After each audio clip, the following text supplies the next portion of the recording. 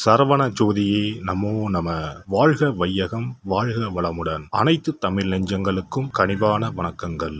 ஜோதிட சாஸ்திரம் 27 நட்சத்திரங்களையும் 12 ராசிகளையும் நவ கிரகங்களையும் அடிப்படையாக கொண்டுதான் இயங்கி வருகின்றன. இதில் நவக்கிரகங்கள் ஒவ்வொன்றும் ஒவ்வொரு விதமான குணநலன்கள் கொண்டவை. நவ கிரகங்களில் குருவை அடுத்து 2வது சுப கிரகமாக திகழ்பவர் சுக்கிரன். தனகாரகன் குரு பகவான் பணத்தை தருகிறார் என்றால் அந்த பணத்தை சந்தோஷமான வழிகளில் செலவு செய்ய வைப்பவர் சுக்கிரன். ஒருவர் பணத்தை பற்றி கவலைப்படாமல் செலவு செய்கிறார் என்றால் அவர் சுக்கிரனின் ஆதிக்கத்தில் பிறந்தவர் என்பதை அவரின் ஜாதகத்தை பார்க்காமலே அறிந்து கொள்ளலாம். சுக்கிர பகவான் கலைகளுக்கு அதிபதி என்பதால் எழுத்து, இசை, பாடல், நடனம், நாடகம், பாட்டு, சினிமா ஆகியவற்றில் புகழ்பெற ஜாதகத்தில் சுக்கிரன் நல்ல நிலையில் இருக்க வேண்டும் என்பது அவசியம்.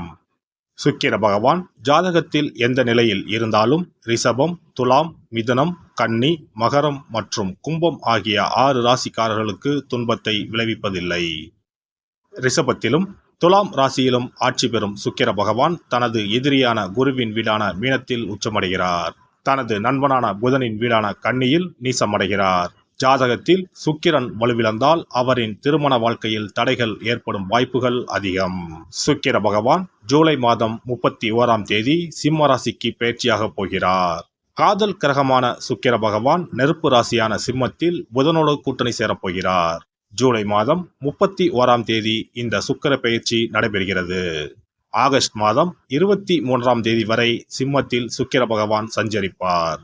சுக்கிர பகவான் ஜூலை மாதம் இறுதியில் சிம்ம ராசியில் நுழைந்து புதனுடன் இணைய இருப்பதால் லட்சுமி நாராயண ராஜயோகம் உருவாகும்.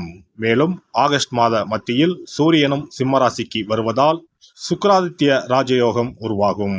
புதன் சுக்கிரனோடு ஆட்சி பெற்ற சூரியனும் இணைவதால் உங்கள் ராசிக்கு என்ன பலன்கள் கிடைக்கப் போகிறது, எதில் எல்லாம் கவனமாக இருக்க வேண்டும் என்று பார்க்கலாம். உங்கள் வாழ்வில் வளமும் நலமும் செல்வ செழிப்பும் பெற்று வாழ்வின் உயரிய நிலையை அடைய எல்லாம் வல்ல எம்பெருமானை வேண்டி விரும்பி கேட்டுக்கொள்கிறேன். ரிஷபராசி அன்பர்களே, உங்களுடைய ராசிக்கு ராசி அதிபதியே 4ஆம் வீட்டில் சென்று அமரப்போகிறார். இது ஒரு அற்புதமான யோகம். நிலம், வீடு தொடர்பாக எந்த காரியத்தை நீங்கள் முன்னெடுத்தாலும் அது வெற்றிகரமாக முடியும். குறிப்பிட்ட சிலருக்கு வங்கி கடன் மூலமாக வீடு கட்டுவது அல்லது நிலம் வாங்குவது நல்லபடியாக முடியும். ஆடம்பரமான புதிய வாகனங்களை வாங்கி மகிழ்வீர்கள்.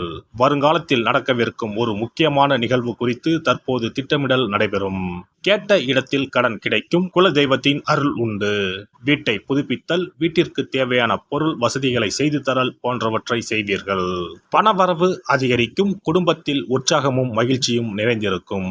அரசாங்க காரியங்கள் அனுகூலமாக முடியும். தந்தை வழி உறவினர்களின் வருகை மகிழ்ச்சியுடன் ஆதாயத்தையும் உண்டாக்கும். சிலருக்கு குலதெய்வ பிரார்த்தனைகள் நிறைவேற்றும் வாய்ப்பு ஏற்படும். வழக்குகளில் இருந்த பிற்போக்கான நிலை மாறி முன்னேற்றம் உண்டாகும். கணவன் மனைவிக்கு இடையே ஏற்பட்டிருந்த கருத்து வேறுபாடுகள் மறைந்து அந்யோன்யம் அதிகரிக்கும். சிலருக்கு எதிர்பாராத பணவரவுக்கும் ஆடை ஆபரணங்களின் சேர்க்கைக்கும் வாய்ப்பு உண்டு. எதிரிகளால் ஏற்பட்ட இடையூறுகள் நீங்கும். தந்தையிடம் எதிர்பார்த்த உதவிகள் கிடைக்கும். மற்றவர்களுடன் பேசும்போது வீண் மன வருத்தம் ஏற்பட வாய்ப்புள்ளதால் பேச்சில் நிதானம் தேவை. வாகனத்தில் செல்லும் போது கூடுதல் கவனம் தேவை. இரவு நேரங்களில் பயணம் செய்வதை தவிர்க்கவும். வெளிநாட்டிலிருந்து எதிர்பார்த்த நல்ல செய்தி கிடைப்பதற்கு வாய்ப்பு உண்டு. அலுவலகத்தில் உற்சாகமான சூழ்நிலையே காணப்படும். சக ஊழியர்கள் உங்களிடம் ஆலோசனை கேட்டு செயல்படுவார்கள். அதிகாரிகள் அனுசரணையாக இருப்பார்கள். சிலருக்கு எதிர்பாராத பதவி உயர்வுக்கும் ஊதிய உயர்வுக்கும் வாய்ப்பு உண்டு. தொழில் வியாபாரம் நன்றாகவே இருக்கும். விற்பனையும் லாபமும் அதிகரிக்கும். வியாபாரத்தை விரிவுபடுத்த நினைப்பவர்கள் அதற்கான முயற்சிகளில் ஈடுபடலாம். பங்குதாரர்களிடம் எதிர்பார்த்த உதவிகள் கிடைக்கும்.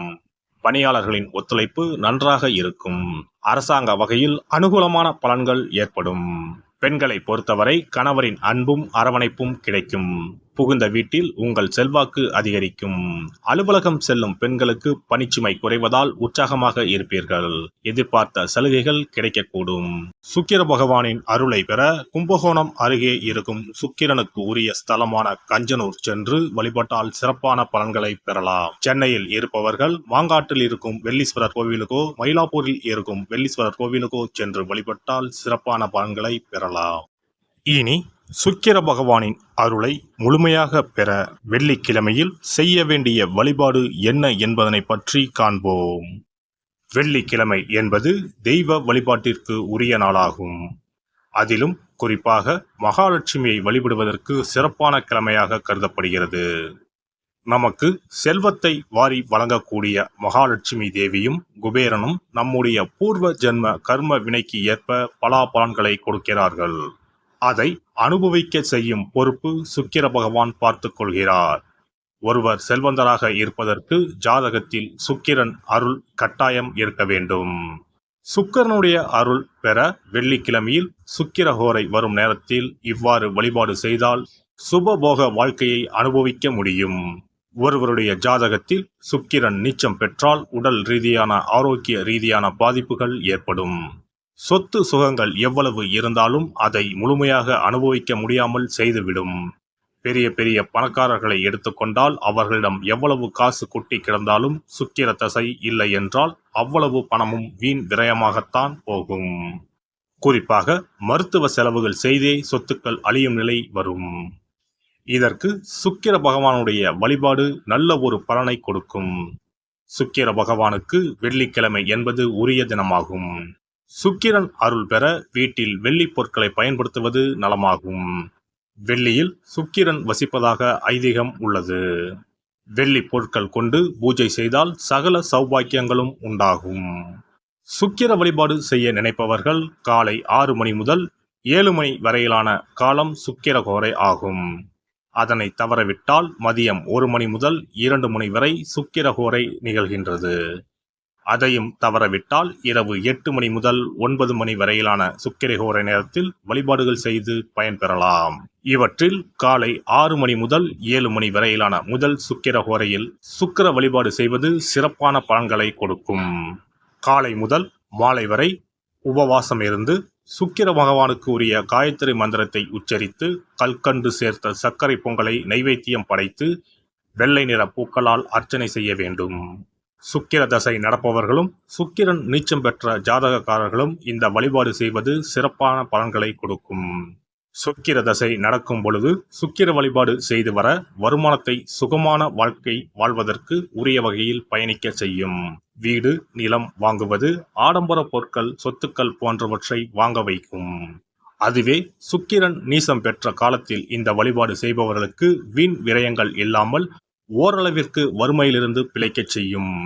வெள்ளிக்கிழமையில் நவக்கிரக கோவிலுக்கு சென்று சுக்கிர பகவானுக்கு வெள்ளை வஸ்திரம் சாற்றி வழிபாடு செய்யலாம்.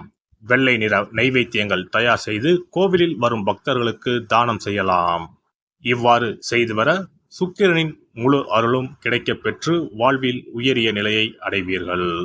எல்லாம் வல்ல இறையருளால் நீங்களும் உங்கள் அன்பு குடும்பமும் உடல் நலம், நீலாயுள், நிறை செல்வம், உயர் புகழ், மெய்ஞானம் ஓங்கி வாழ்க வளமுடன். இந்த வீடியோ பதிவு உங்களுக்கு பிடித்திருந்தால் லைக் பண்ணுங்க, கமெண்ட் பண்ணுங்க, ஷேர் பண்ணுங்க, மறக்காம சப்ஸ்கிரைப் பண்ணுங்க, பக்கத்துல இருக்கிற பெல் பட்டனை கிளிக் பண்ணுங்க. நன்றி, வணக்கம். ஓம் நமச்சிவாய, சிவாய நம.